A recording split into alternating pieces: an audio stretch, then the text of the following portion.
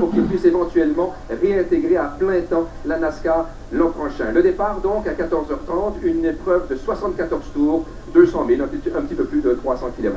Philippe Crépeau, merci d'avoir été des nôtres. Bon après-midi. Et on va parler de Formule 1 maintenant. On a vu au Grand Prix de Belgique que la pole position n'est pas une garantie de succès pour un pilote. Oui, c'est ça. C'est peut-être la bonne nouvelle pour Jacques qui a dû céder cette pole hier en qualification à Marcos Ambrose.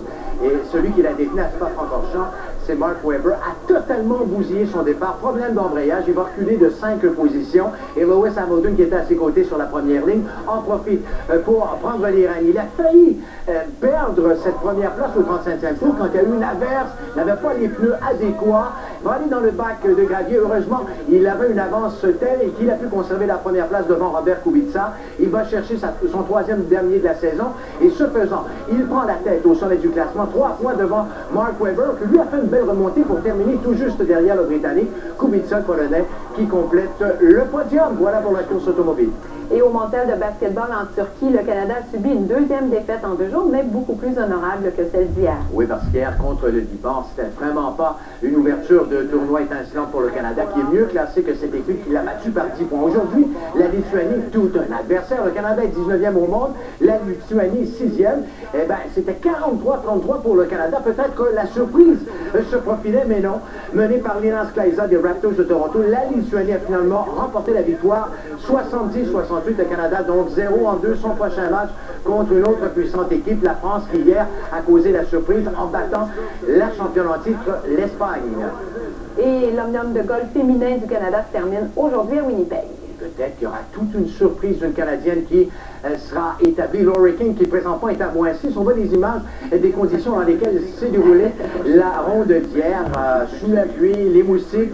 Il y a eu un beau retour, oui, c'est ça, il y a eu un beau retour de Ji Yeshin qui a rejoint Michel Louis en tête. Les deux ont entrepris la dernière ronde en première position. Elles le sont toujours après 3 coups, mais Laurie King, qui est à -6 aujourd'hui, elle est de Charlottetown dans l'île du Prince-Édouard, est à -6 et n'accuse que 4 coups de retard sur les deux meneuses. Et du côté masculin, Tiger Woods, au moins, va terminer le tournoi Barclays au New Jersey avec vraisemblablement une belle carte. Il est présentement à -6 aujourd'hui, mais le meneur est toujours l'Écossais Martin Laird.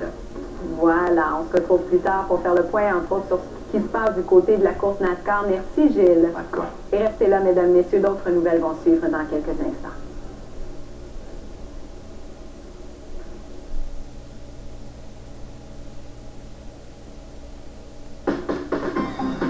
Tout.tv, une façon différente de voir la télé. Près de 2000 heures d'émission, quand vous le voulez. Tous les soirs, Gérald Fillon et son équipe rendent l'actualité économique accessible et compréhensible. Accessible et compréhensible. Pas étonnant d'apprendre qu'il est le journaliste le plus cité au Québec quand il est question d'économie. Mais avant tout, RDI Économie, c'est des points de vue éclairants et de bonnes analyses. Des invités pertinents. Des informations claires, simples et concrètes. Et bien sûr, des réponses à vos questions. RDI Économie, en semaine 18h30, sur RDI.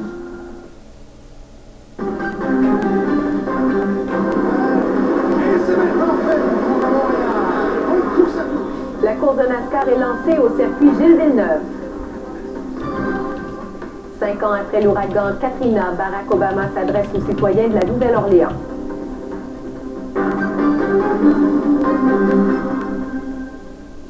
Alors, vous voyez en ce moment donc ces images qui nous parviennent en direct du président américain Barack Obama qui est à la Nouvelle-Orléans en Louisiane.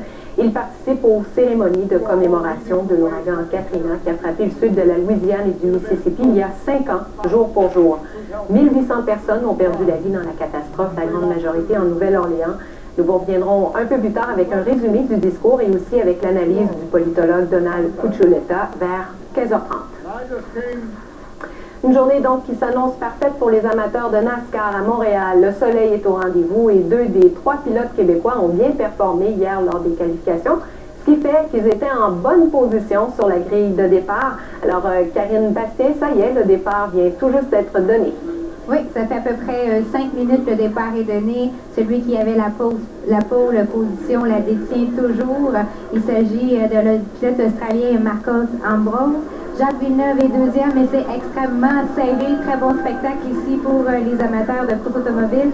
Patrick Carpentier qui partait 13e est présentement 11e.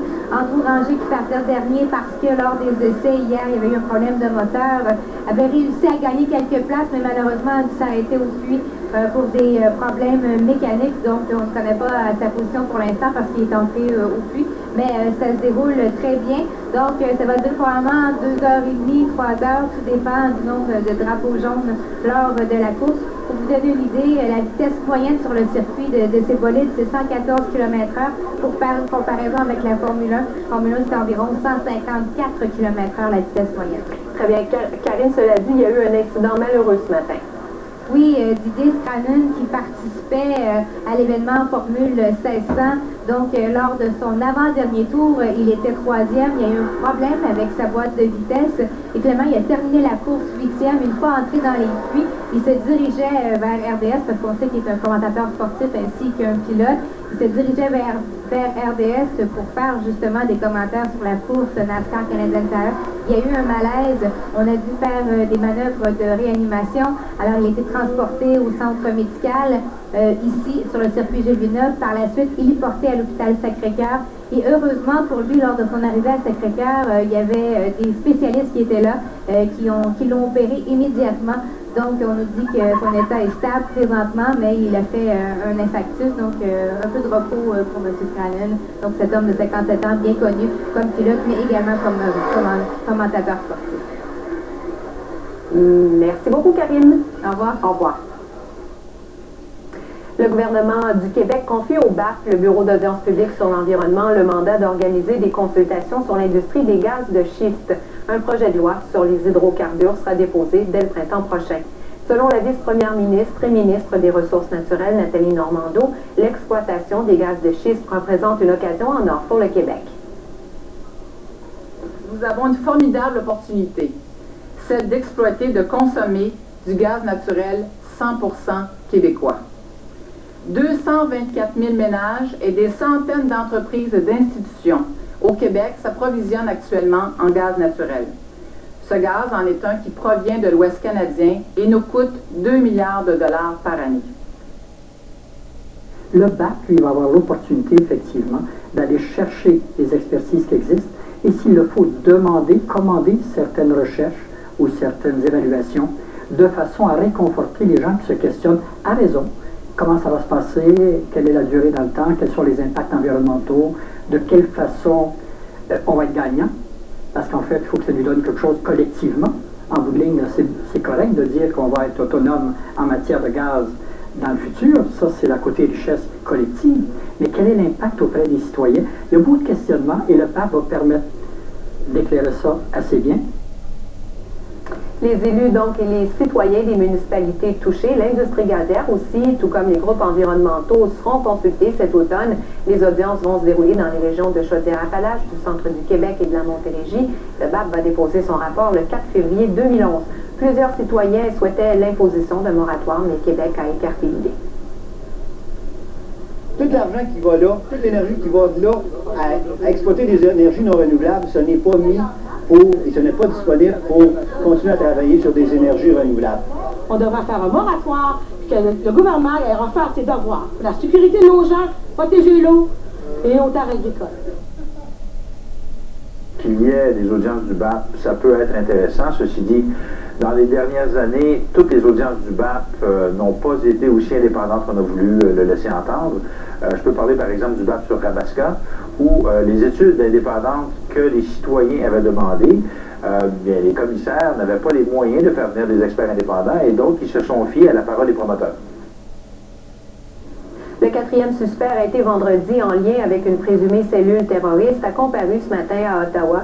Il s'agit d'un jeune homme de 20 ans, un résident de la capitale. Il avait été arrêté puis relâché avant d'être de nouveau arrêté quelques instants plus tard et accusé d'un autre délit n'ayant rien à voir avec le terrorisme. À la demande de la Couronne, le juge a ordonné ce matin sa détention, au moins jusqu'à mardi, alors qu'il va comparaître de nouveau. La commission Bastarache sur le processus de nomination des juges reprendra ses audiences demain à Québec. L'ancien ministre de la Justice, Marc Bellemare, sera soumis au contre-interrogatoire des procureurs du gouvernement du Québec, du Parti libéral du Québec et du premier ministre Jean Charest. Marc Bellemare a causé tout un émoi la semaine dernière en affirmant que Jean Charest avait approuvé l'ingérence d'un collecteur de fonds libéral dans le processus de nomination de 3 juges. La commission doit entendre une quarantaine d'autres témoins, dont le premier ministre. Et dès 9h15 demain matin, RDI va diffuser bien sûr en direct la suite donc de ce contre-interrogatoire de Mme Bellemare devant la commission Batache. Au Chili, le forage d'un puits de secours qui permettra de secourir les 33 mineurs bloqués depuis le début du mois à 700 mètres sous terre doit commencer demain. Le gouvernement continue cependant de chercher des solutions plus rapides. Luc Lapierre. L'équipement est en place pour le forage du puits de secours. Tous les espoirs sont permis. Mais 33 mineurs prisonniers sous terre devront quand même patienter de 3 à 4 mois avant de revoir la lumière du jour. Sans donner d'échéancier précis aux mineurs, le gouvernement leur a promis qu'ils seraient rentrés à la maison pour Noël. Le ministre des Mines se dit ouvert à toute solution qui accélérerait le retour des mineurs à la surface. Il est question du forage d'un second puits de secours, plus près du tunnel où se trouvent les mineurs, et qui permettrait de les atteindre en 2 mois. Entre-temps, le ministre de la Santé ne s'inquiète pas des 5 mineurs qui souffriraient de dépression. C'est surprenant, dit ce psychologue. Les mineurs répondent bien aux efforts des autorités. Il nous reste à comprendre leur état d'esprit et les réactions aux situations qu'ils vivent. Il y aura communication entre chaque mineur et un membre de sa famille pour qu'ils puissent parler au moins 1 minute et avoir un contact personnel.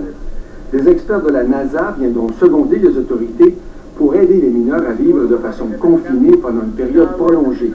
Des appareils MP3 avec haut-parleurs, un projecteur de vidéo de match de soccer, des jeux de dés, des vêtements et des chaussettes en fil de cuivre contre les bactéries sont acheminés aux mineurs. Le sort des 33 mineurs chiliens fait le tour du monde. Même Benoît XVI dit prier constamment pour eux, les exhortant à garder calme et espoir. Luc Lapierre, Radio-Canada, Montréal. Le président Barack Obama en Nouvelle-Orléans pour commémorer le 5e anniversaire de l'ouragan Katrina. On y revient après la pause. Restez là.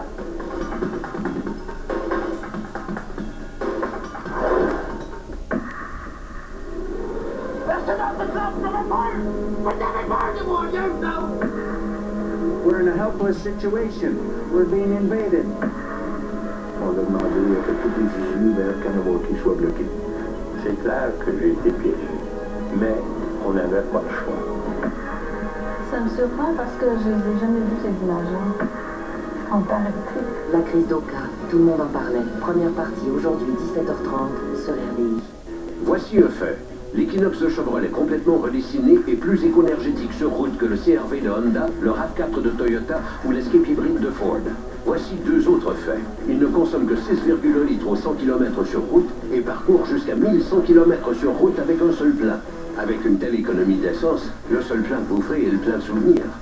Plus d'économie d'essence à un prix exceptionnel et gagnant d'un prix meilleur achat de Consumers Digest. L'Equinox de Chevrolet, complètement redessiné. Cette semaine, ajoutez le livre de l'épicerie à votre assiette dans votre panier.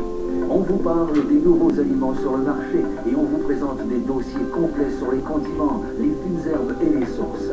Faites votre propre mayonnaise et votre pain et essayez nos délicieuses recettes telles que notre gravlax au saumon et notre délicieux gâteau au fromage de chèvre. Procurez-vous dès maintenant le livre de l'épicerie à votre assiette à la boutique Radio-Canada et dans tous les magasins. La campagne électorale au Nouveau-Brunswick à suivre sur RDI.